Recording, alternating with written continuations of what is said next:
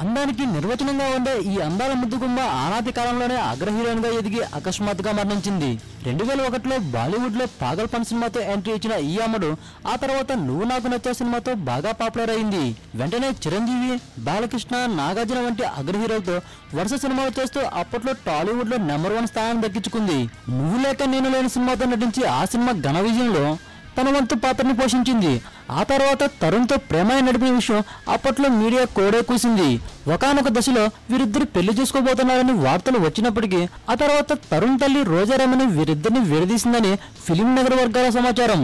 తరుణ్తో ప్రేమాన్ని beds కొట్టడం, ఆమె నటించిన సినిమాలు ఫ్లాప్ అవడంతో చివరకు ఐటమ్ సాంగ్ కు సైతం ఓకే చెప్పింది. ఆ తర్వాత తెరమరుగైంది. 2005లో ఆత్మహత్య ప్రయత్నం చేసి అందరికీ షాక్ ఇచ్చింది. కొన్నాళ్ళ తర్వాత వివాహం చేసుకుని కుటుంబంతో అమెరికాలో స్థిరపడింది ఆర్తి అగర్వాల్. ఆర్తి అగర్వాల్ జార్ఖండ్ కు చెందిన దూరబ్బన్నూరు ప్రేమించి పెళ్లి చేసుకుంది. అతడు అమెరికాలోని ప్రముఖ బ్యాంకులో అధికారిగా పనిచేస్తున్నారు. వీరి వివాహం సికింద్రాబాద్ రాణిగంజ్ ఆర్య సమాజంలో జరిగింది. ఆమె వివాహం సమయానికి గోరింటాక్ సినిమాలో నటిస్తున్నారు.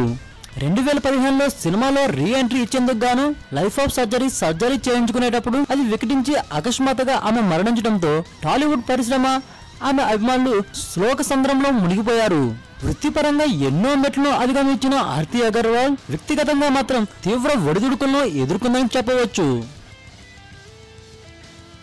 ఈ వీడియోపై మీ విలువైన కామెంట్స్ ని మాతో షేర్ చేసుకోండి. అండ్ ఇంకో విషయం, సబ్స్క్రైబ్ చేయడం మర్చిపోకండి.